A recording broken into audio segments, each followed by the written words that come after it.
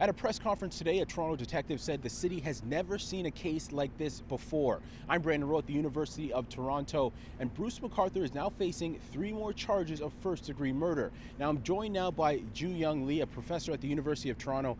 Professor Lee, you specialize in serial murders and methods and motivations. For Toronto police, what challenges are they facing? They face a number of challenges. One of the biggest challenges now is going to be processing the evidence and making sure that they can build a strong enough case if this is indeed the person who is responsible for these murders.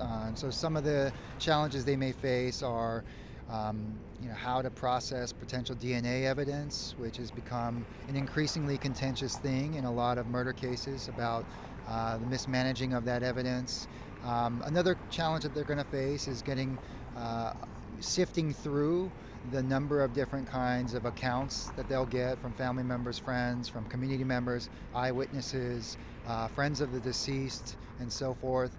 They're going to have quite a bit of information coming through, and I'm sure that they have tons of people who are already working on this and pursuing various leads to sort of strengthen their case. So these are, I think, two of the biggest challenges that they're going to face. This sounds like it's a huge task for Toronto police. Yeah, I mean, serial homicide investigations are often not the expertise of local police, and one of the reasons for that is that they are so rare. It's probably one of the most rare types of murder that we know about, and so what it requires is often. Let me start over again. What it requires is often lots of different people coming together from police department or multiple precincts, collaborating and sharing information, particularly if victims are found in different locations. So sometimes this means that police departments have to collaborate and work together, share information, and that also becomes a challenge as well.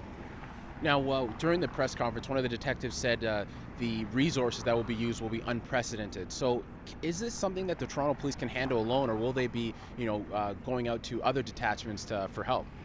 I can't speak specifically about that. My sense is that they can handle it on their own.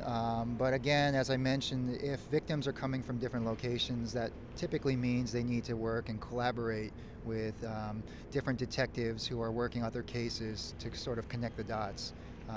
And one of the things that we see in other serial homicide investigations is that this sometimes becomes a snag when people don't want to share information and collaborate. But cases that are solved successfully typically involve multiple departments coming together and working together to solve the case.